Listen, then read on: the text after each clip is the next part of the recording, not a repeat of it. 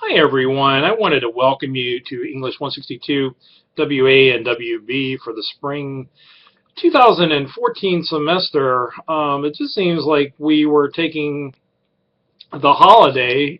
I think we were off on the 18th, and here it's already after January, and the time surely does go by quickly.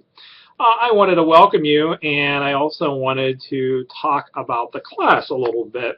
The book for this class, if you buy it, from Amazon or Half.com or one of those other places, it'll look like this. And, if you wanted to, you can even buy a used copy. It really makes no difference. But probably about a year or two ago, the publisher gave us the opportunity to, I'll turn it the right way, use this book. It's the same book, Technical Communication: A Practical Approach, but they did a custom edition, which means like they printed it for us. And as you can see, there's no binding on the side, so you can buy a binder or something and put it in there so you don't lose any of your pages. So that's why the book looks a little bit different. And if you did buy the book new from our bookstore, it'll have a a little piece of paper in there, a little cardboard piece of paper, which is My Tech Com Lab. Okay. Now, what I wanted to let you know about that is if you go into assignments and it says ebook join code, it says student registration handout for RITSIC M37124 PDF. You can open that up and then it will give the instructions for logging in if you so choose to use My Tech Com Lab. The advantage of it is you have an electronic version of the book, and we do a quiz in this class later in the semester, and so it's nice to search electronically and so on. And then they have samples and many others. I don't require it for the class. I encourage it. It's a good resource to to use, and I believe it lasts for 2 or 3 years. So it gives you access to this book for a good number of years. Also wanted to suggest to you, and probably many of you from college writing, this is not the exact handbook. This is actually the handbook we used to use for this class. It's called Prentice Hall Reference Guide for Professional Writing, which is actually very much like the the handbook that you use for college writing. But this also, it has like tabs on the side. And the only difference with this book is it has public and professional writing, and it has more information on mechanics and spelling and so on. But this is a good one. But any kind of handbook that you have to refer to is fine. Now, if you want to as well, there is a really great website that I refer students to all the time. It's the Online Writing Lab from Purdue University, and it is owl.english.purdue.edu. And it's a site that you can use, and of course it has, grammar, punctuation, using a colon, using a semicolon, all those types of errors. What's the difference between a fragment and a run-on sentence, or a fused or a comma splice, and all that. But they have a really, really nice section in there on business writing, letters, memos, reports, tone in business writing, style in business and professional writing, and so on, and that sort of thing. Keep in mind that the terms business writing, technical writing, and professional writing all are pretty similar, so I just wanted to make you aware of that. But anyhow, they have that information. Plus they have in the Online Writing Lab, they have a really nice section on resume writing. And if you go for jobs like your second or third job, perhaps you might have to write what's called a curriculum vitae, which is a more involved, detailed resume. You are going to complete a resume in this class, and maybe some of you have. We do it through collegecentral.com/WCCC, and we also have the help of Sherry Knoll, who's the coordinator of career placement here at WCCC, and then Jonna Mariak, who is the assistant to Sherry, and they both look at the resumes and meet with students and, help you with a cover letter if you want to do a mock interview, if you want to set up an internship. These are all services that we provide. And naturally, even when you graduate, if you want to come back, if you need help or assistance from, career services or reference librarians or whomever, obviously, we're here to help you because you're a student or, are a student here now. But I mean, if you came here in the past and you want to come back and, use our services or even take non-credit classes, we're always here for you to assist you, to help you. That's the reason, for the college. So I wanted to let you know as well, sometimes when you probably won't use this exact point, this exact book. It's called the Associated Press Style Book. And in some organizations and so on, they're going to have you follow a template for creating certain types of documents, like reports, accident reports, incident reports, letters, memos, whatever it is that they have you do. You'll have to follow specific guidelines. If you actually want to see some guidelines, type into Google NASA, NASA style guidelines or style guide, and it'll show you for the Aeronautical Space Organization agency, how they have their employees or contractors follow a specific style of writing, but also too, they may, like Third World, they might use a capital T and a capital W. I was in the U.S. Navy for 4 years, and we used the U.S. Navy Correspondence Manual, okay? And a good example is the word on board. In the Navy, if they say, the captain is on board the USS Kitty Hawk, which was, the ship that I was on, they would use two words. So they would have it as on and then space, then board. And then the other way that you could use on board is and you're in agreement with. So are you on board with this idea? And so in that particular case, it was, one word. My sister Mary and my brother Steve, both were employees for the CIA. They have specific style guidelines. I teach a criminal justice writing class, and I had a man, Steve Frankie, that came in and just said that, when you write an FBI report, you have to start out a specific way. There's a first sentence that you use that follows a particular format. You have to use particular transition words. When you end, you have to end in a certain way. So it's the writing, but it's also, the formatting. So, as I said, it depends where you work. They may have you follow those types of guidelines. I had a student that worked for Caterpillar Heavy Equipment, and he was actually a service technician, but if they had something that happened, he would go to these large strip mines and other places like that, and if they had equipment failure or whatnot, they had to document it, they had to take certain pictures, they had to write a certain way, and that's all, technical writing. I'm going to send you this booklet in the mail, and you'll get it in the next week or so. Really, all it is information that is in the sample documents in Blackboard. But even though this is an online course, I know that some students prefer samples to review or to look at. And maybe when you're done with the class, you may want to, keep it and refer to it because it is of some benefit, to have some examples of good and bad written instructions or how to write written instructions, like as far as detailing a car, how to do a report, like a consumer report, that we'll do for this class and so on. So there's some samples. It'll probably, I requested the labels today. By the time the labels come and then I send these out, it might be a week or so, but you'll have these and, you can refer to them throughout the semester.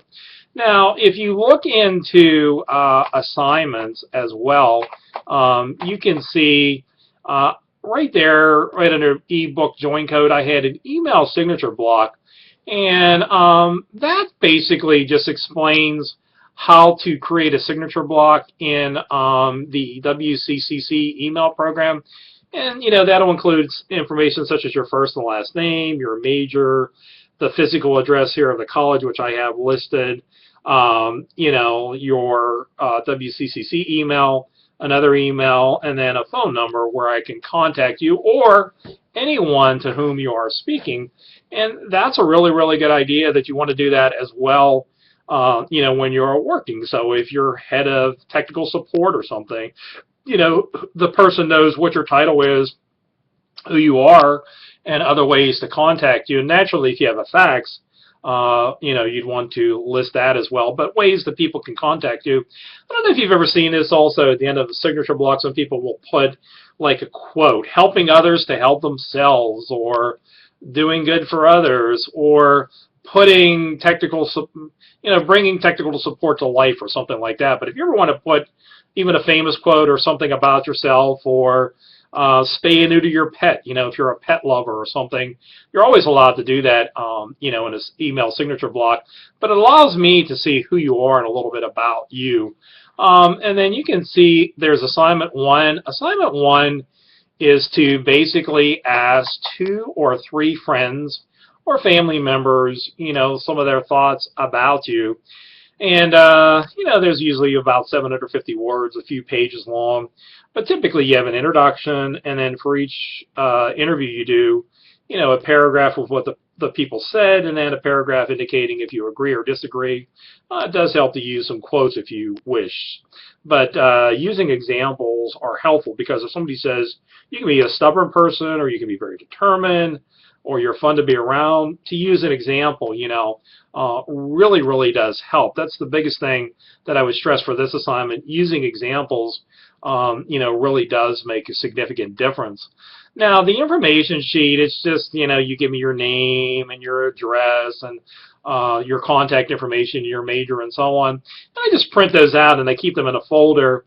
And then if I need to contact you, or, if you have a question, and I need to find out a little bit more information about you, because like sometimes students will ask me to write a letter of reference or recommendation, and if I know, for example, you're working at the William Penn Nursing Home in the dietary department now, and you want to become a dietitian in the future, that helps me to tailor or target your letter even better as far as that goes. So those information sheets are helpful. I also wanted to suggest to you as well is if you wanted to get on LinkedIn.com and develop a basic profile, I highly recommend it. And if you want to get linked together with me, that would be fine. And in that way, if you ever wanted me to write a letter or a recommendation for you, I could just write it on LinkedIn, and then it's public, and you can get a couple other people to write letters for you, and it's part of your profile. I had a student in class named Brian Burton. He was a Pennsylvania State Trooper, and he came to WCCC after he actually had been working with the state police and got his associate's degree. Then he went on to get his bachelor's degree, and then he went on to get a master's degree, and he recently completed a second master's degree in social work. But boy, does he have a wonderful LinkedIn page describing his service with the state police, what types of courses he took, what he specialized in. He did hostage, negotiating. He dealt with homicides. He was a public relations officer for the Pennsylvania State Police. He actually worked down in Uniontown in Fayette County, and you may have seen him on the news. He's African American, a taller man, shaved head, but really well spoken. And he was in this class, but then he describes like his education here, and then the other schools that he attended, and the jobs he's had along the way. But LinkedIn is really a great way to go these days. And the other benefit to me about LinkedIn that I really like is you can join professional groups and organizations. If you're ultrasound, or if you're, in computer science or forensic science or computer-aided drawing or whatever it may be, you can get more connected with people. Networking is really what it's about today. And then you can also see there's assignment 2 there in the assignments about writing an effective email based on reading those links. And so that'll be due for next Friday. But if you have any questions, you can always email me. Make sure that when you email me, in the subject line, put your first and last name, so like Lisa Williams, and then the class, whatever you're in, English 162 WA, and then whatever the subject line is, assignment 1 or question for you on assignment 1 or whatever it may be. That's helpful. When you do send me an email, address me by name, dear Mr. Ritzik, comma, and then, tell me what you're writing about. I am sending assignment 1 to you, or I have a question related to assignment 1, or I'm going to be going out of town for 2 weeks, and I have a few questions about work that's coming due, whatever it may be. But if you're sending assignment, then in 2 more sentences, describe a little bit more what you're sending, if you try to use examples or try to use specific details.